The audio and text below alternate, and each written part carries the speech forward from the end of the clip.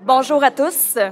Merci d'être présents ce matin pour cette conférence de presse qui concerne la mortalité exceptionnellement élevée des colonies d'abeilles. Je suis Gabriella, je suis de la Confédération de l'Union des producteurs agricoles. Je vais être votre animatrice aujourd'hui. Le déroulement du point de presse, M. Martin Caron, président de l'UPA, va prendre d'abord la parole, suivi de M. Raphaël Vacher, président des apiculteurs et apicultrices du Québec, et finalement, M. Christian Dessureau, vice-président syndicat des producteurs de bleuets du Québec. Et par la suite, il y aura une période de questions pour les médias présents. Donc, sans plus tarder, je laisse la parole à M. Caron. Merci. Bien, merci bien à vous tous d'être là ce matin. D'ailleurs, ce matin, je suis accompagné tout d'abord des apiculteurs et apicultrices qui sont présents avec nous, des présidents de la fédération régionale et des présidents aussi au niveau des secteurs de production qui sont là, puis que ça démontre vraiment l'impact ou le côté critique de la chose présentement qu'on vit au niveau de l'apiculture. L'apiculture, on a vu des moyennes beaucoup plus élevées, anormalement élevées, de perte d'abeilles. D'ailleurs, M. Raphaël Vacher, le président, va vous en donner un petit peu plus une notion là-dessus, puis sur les effets. On est là tous aujourd'hui parce que la pollinisation, entre autres, et au niveau de l'apiculture, c'est important. C'est important au Québec, c'est important partout dans le monde. Que ce soit pour les arbres fruitiers, que ce soit pour les petits fruits, fraises, framboises, que ce soit pour les pommiers, que ce soit, entre autres, aussi pour le canola, les courges, etc., on a besoin des abeilles pour la pollinisation. Donc, la situation présentement est vraiment critique. D'ailleurs, avec nous, on a des gens qui ont eu des pertes aller jusqu'à 80 %. C'est quand même exceptionnel.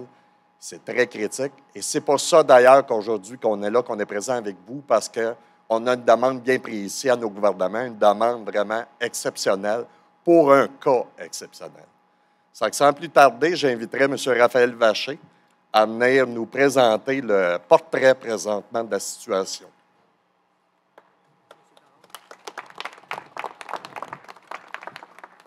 Donc, bonjour à tous. Raphaël Vacher, président des apiculteurs et apicultrices du Québec. Donc, moi, je vais faire le point avec vous ce matin là, sur justement les pertes apicoles au Québec. Donc, les pertes apicoles, normalement, là, on parle de 20 % là, dans les 5 dernières années. De façon annuelle. On parle qu'une entreprise performe très bien quand elle est en deçà de 15 %. Cette année, on n'est vraiment pas là. On parle de pertes d'ampleur historique. On n'a jamais connu ce genre de pertes au Québec. Actuellement, là, selon ce qu'on a fait là, au niveau de nos membres, là, on arrive à 60 % actuellement au niveau des pertes là, au Québec. Donc, c'est vraiment critique. Maintenant, on parle aussi d'un enjeu de sécurité alimentaire extrêmement important. Le tiers de notre assiette alimentaire, c'est le travail des pollinisateurs. Donc, actuellement, le gouvernement, malheureusement, là, il est assis sur ses lauriers. Puis, il n'a toujours pas fait d'intervention ou d'aide qui sont prévues. C'est tout à fait anormal. Là. Il prend un risque important au niveau de l'alimentation des Québécois et des Québécoises. Donc, la principale cause là, qui fait qu'on a des pertes, il faut remonter à 2021 pour comprendre. On a eu une saison vraiment très hâtive, un printemps très hâtif, une saison beaucoup plus longue avec des chaleurs, des périodes de chaleur très élevées. On a eu un automne aussi plus chaud. Et ça a fait en sorte que la principale maladie qu'on a dans nos ruches, qui est un acarien qui s'appelle Varroa destructeur, lui en a profité. Donc, c'est un exemple concret là, d'un impact négatif des changements climatiques sur la production apicole. C'est très clair pour nous. Et le varroa, ce que ça a fait, lui, il se multiplie à toutes les 2 semaines. Donc, on s'est ramassé à l'automne avec des taux de 2 à 4 fois plus élevés dans nos ruches. Et même si on a fait ce qu'il fallait pour contrôler la varroise, bien, malheureusement, là, il y a 60 % des ruches qui sont décédées là, pendant l'hiver 2021-2022. On a aussi une problématique, les produits auxquels on a accès pour traiter la varroise. Malheureusement, on a très peu accès à ces produits-là. On demande aux compagnies pharmaceutiques là, de travailler pour les apiculteurs au niveau de la planète là, parce que, essentiellement, on a très peu de produits qui peuvent nous permettre là, de faire le traitement contre le varroa. Et ça serait vraiment essentiel là, dans le futur si on pouvait avoir accès à des produits supplémentaires là, pour pouvoir traiter le varroa. Maintenant, ça arrive à un très mauvais moment, ces pertes-là. Il faut comprendre là, que depuis 2020, depuis le printemps 2020, avec la pandémie, il y a eu un arrêt complet des importations de paquets d'abeilles. Donc, depuis 3 ans, là, depuis 2 ans, il est impossible pour les apiculteurs de renouveler les pertes à partir de l'importation de paquets d'abeilles. Malheureusement, ça, c'est une des conséquences, mais aussi, à partir de cette année, on a commencé à pouvoir en importer, mais vraiment une quantité très, très faible là, comparativement à d'habitude. Mais ce qu'on remarque, c'est que l'inflation nous a rattrapés et là, ça nous coûte de 3 à 4 fois plus cher au niveau du transport pour importer ces paquets d'abeilles-là. Ça, c'est un des exemples. Hein. On pourrait parler de l'augmentation du prix du diesel pour le transport des ruches et la manutention des ruches pour amener nos ruches, par exemple, dans le bleuet. Donc, ça va être une charge qui va être vraiment très importante. Mais si on revient aussi à une entreprise là, qui a 70 de pertes, imaginez là, les conséquences désastreuses sur ses liquidités. Donc, l'entreprise, elle perd ses liquidités, elle perd ses revenus, mais elle a les mêmes charges, les mêmes dépenses. Donc, s'il n'y a pas d'intervention d'État prochainement, très rapidement, c'est certain que ces entreprises-là, on risque des pertes dans le futur. Puis, on va creuser le fossé encore de façon beaucoup plus importante là, en termes d'offres qu'on fait au niveau de la pollinisation.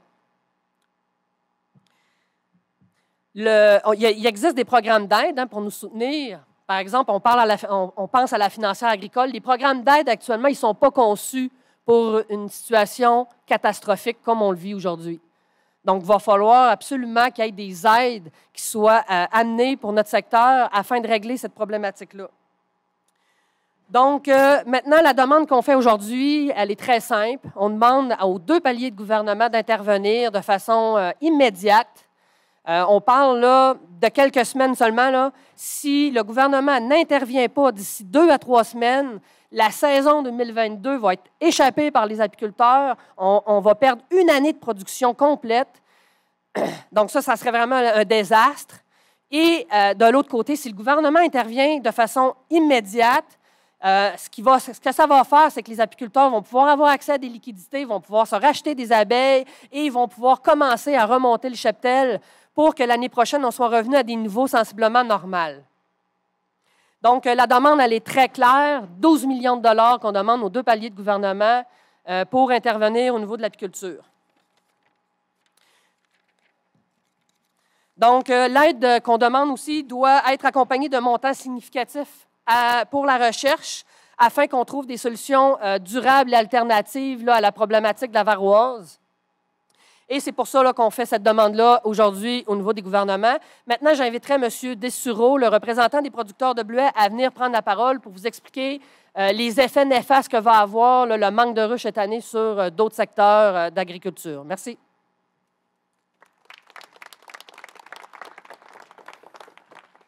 Alors, bonjour, Christian Dessureau. Je suis le vice-président du syndicat des producteurs du bleuet du Québec. Juste pour vous expliquer l'importance que les abeilles ont pour nous, en fin de compte, les bleuets, nous, on parle d'une culture d'environ 30 000 acres par année en culture de bleuets qui représente en moyenne une industrie qui va générer 150 millions de dollars par année en économie en ce qui concerne le Québec. Cette année, à cause des problèmes qu'on a en apiculture et tout, on parle d'un manque probablement d'abeilles de 15 à 20 000 ruches. Alors, nous sommes ici pour supporter l'initiative des apiculteurs et des apicultrices du Québec parce que nous, sans les abeilles, nous ne sommes pas capables de maintenir la production, notre productivité en ce qui concerne la production de bleuets. Alors, c'est pour ça que nous sommes ici et nous supportons vraiment l'initiative qu'on présente actuellement. Et aussi, on est là pour supporter l'importance que ça a pour cette activité-là. Merci.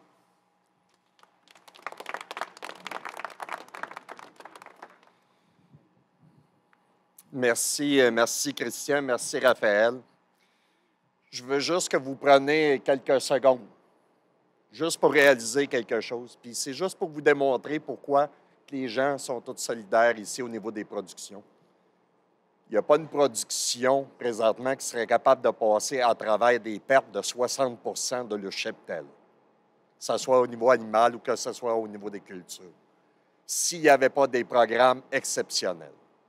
C'est pour ça aujourd'hui qu'on est réunis tous ensemble pour cet élément-là.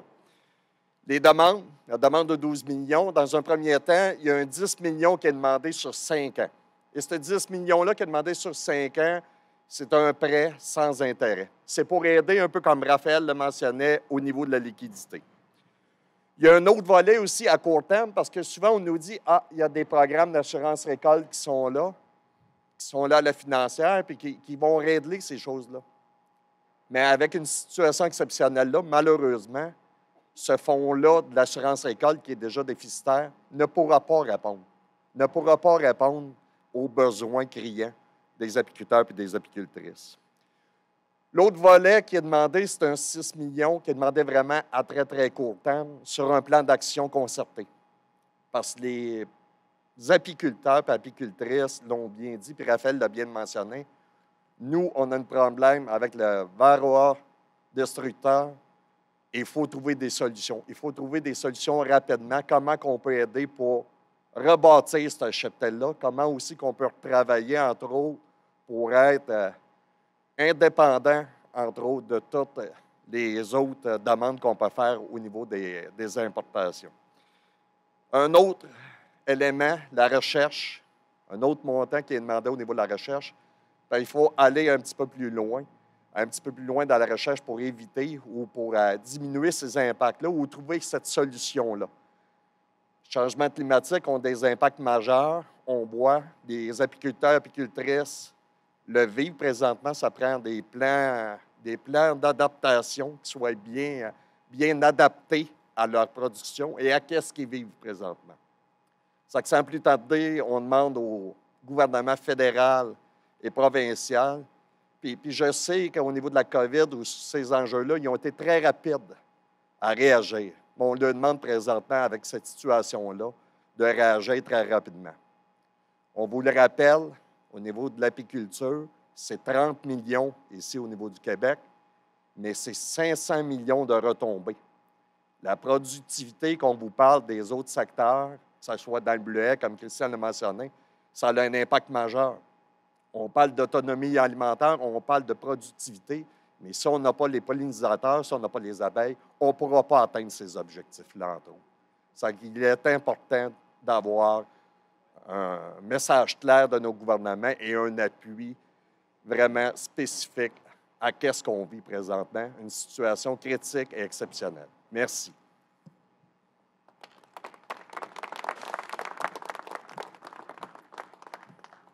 Alors, on va passer à la période des questions pour les médias sur place. S'il vous plaît, juste vous identifier votre média, puis à qui la question est dirigée.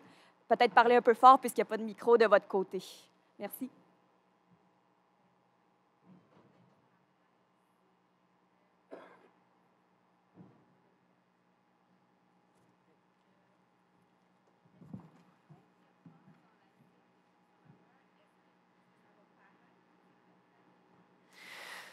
C'est une grande question.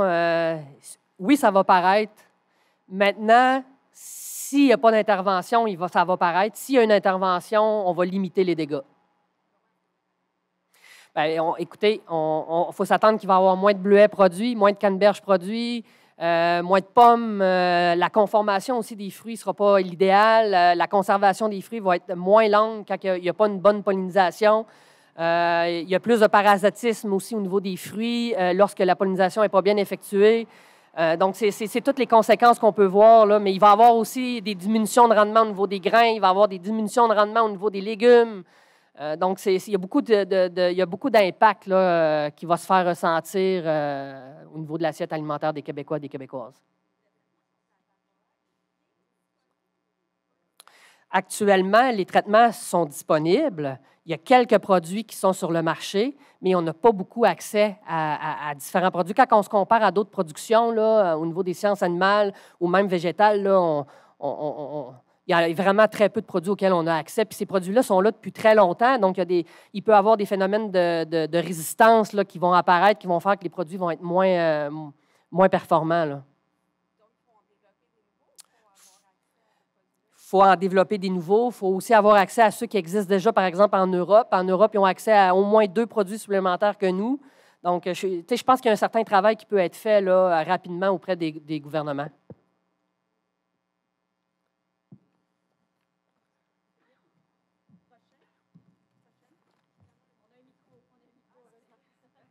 Bonjour, Danielle Cadjo, Radio-Canada.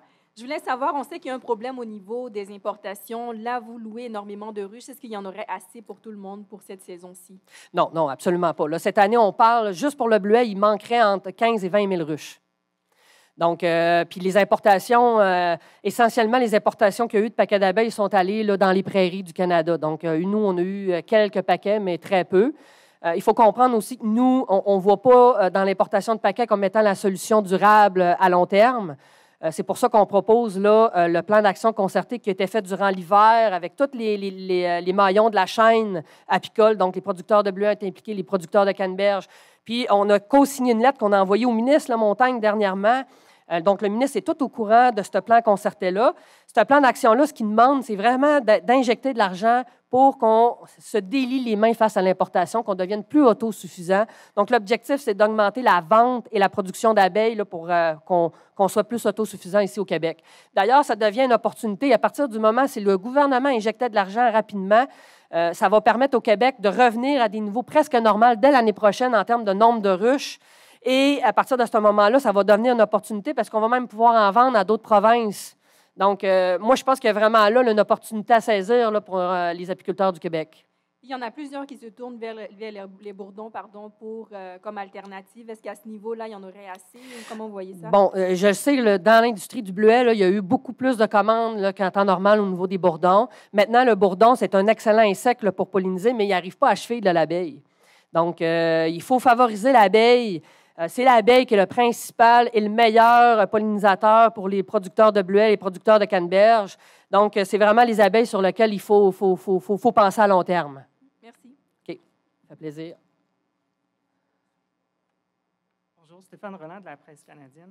Je me demandais comment, parce que vous avez déjà discuté avec les ministres, là, Lamontagne, puis Mme Bibeau, je crois, à ce sujet-là. J'ai vu des échos de M. Lamontagne qui disait que ce n'était pas nécessaire. Je n'ai rien vu du fédéral. Comment ça se passe, Quel retour? Parce que vous leur avez déjà dit, ouais. Vous aviez un problème, c'était connu. Bon, moi, je n'ai pas eu de discussion avec Mme Bibeau, en passant. J'ai eu seulement des discussions avec M. Lamontagne. Ces discussions-là se sont faites il y a quand même un certain temps, donc c'est pas récent. Après ça, on s'est fait beaucoup rassurer, mais en même temps, il n'y a aucune annonce là, qui a été faite là, de la part du ministre. Donc, le ministre ne s'est pas engagé en rien pour l'instant, mais je répète qu'on est vraiment face à un risque. Là. Le gouvernement, actuellement, il prend un risque super important. Là. C'est un enjeu de sécurité alimentaire. C'est le tiers de l'assiette des Québécois, des Québécoises, des Canadiens et des Canadiennes qui est en jeu. Puis le gouvernement, il ne réveille pas. Il est assis sur ses lauriers actuellement.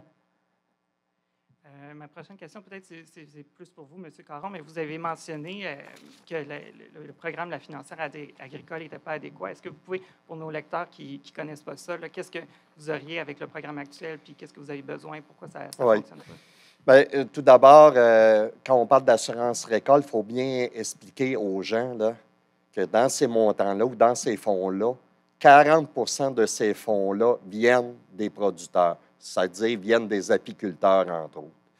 Puis les dernières années, ce programme-là n'a pas été adapté à la réalité terrain de nos apiculteurs. Donc, il y a eu un désengagement parce que ça ne répondait pas aux besoins ou aux attentes des apiculteurs. Et du fait, ça a créé un fonds déficitaire qui est de 3 millions présentement. Et vous comprenez qu'on invite les gens à dire, bien, revenez au niveau de l'assurance récolte, mais cette dette-là, les producteurs en payent une bonne partie, en payent 40 %. Donc, c'est pour ça qu'on demande, entre autres, dans le fonds, de dire de faire un montant pour radier cette dette-là du fonds, pour repartir à nouveau et donner la chance à tous les apiculteurs et apicultrices d'appliquer sur cette assurance-là, assurance récolte au niveau des apiculteurs. J'ai bien compris. Vous dites, dans le fond, qu'il n'y a pas assez de cotisants parce que les agriculteurs ne trouvent pas que le programme est adéquat. Exactement. Si on recule des dernières années, le programme n'était pas bien adapté sur la réalité de terrain des pertes. Donc, les apiculteurs ont décidé, ça ne donne rien de mettre des montants d'argent. Je vous rappelle, entre autres, que c'est 40 % quand même, parce qu'à chaque 100 $ qui est versé aux producteurs, il y a un 40 $ qui vient des poches des producteurs. Donc, si le programme n'est pas bien adapté, les gens ne vont pas s'assurer. Et je sais que la financière a voulu faire des changements, mais cette perte-là, présentement, du fonds de 3 millions, a des impacts énormes sur les primes que les apiculteurs doivent payer. Et donc, il faut remédier à cette situation-là rapidement. Puis comme Raphaël l'a mentionné, c'est prioritaire, c'est critique. C'est la productivité, oui, au niveau des abeilles et du miel, productivité aussi de l'ensemble de l'agriculture. Et c'est pour ça qu'on interpelle le provincial et le fédéral aussi, parce que le fédéral, c'est des retombées de 2 milliards de dollars au niveau du fédéral. Peut-être dernière question de précision. Si on veut séparer la responsabilité entre le provincial et le fédéral, ce que j'ai bien compris, si dans le fond, les prêts, ce serait de Québec, puis l'aide à la recherche du fédéral, ou ça serait différemment? Nous, je vous dirais qu'on interpelle les deux gouvernements présentement, puis on s'attend d'avoir des solutions, qu'on se parle ensemble. On sait qu'il y a des programmes qui sont à frais partagés, provincial et fédéral. Dans des cas au niveau des assurances récoltes, et bien souvent, c'est cette situation-là. Puis dans d'autres systèmes, bien, c'est peut-être juste le fédéral qui pourrait intervenir ou le provincial, entre autres. Mais la demande est urgente et criante. Il faut avoir quelque chose qui est mis en place très rapidement. Les entreprises de la liquidité, on le voit là, il y a du découragement qui se sent sur le terrain présentement. C'est ça qu'il faut arranger très rapidement. Merci. Merci.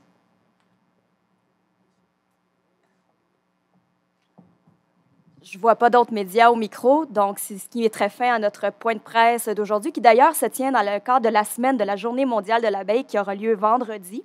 Encore plus important de faire cet appel qu'on fait aujourd'hui. Je ne sais pas si vous souhaitez prendre des photos, on va rester quelques instants comme ça, sinon par la suite, nos intervenants sont prêts pour des entrevues individuelles et il y a également la présence de certains apiculteurs si vous souhaitez leur parler également. Merci à tous.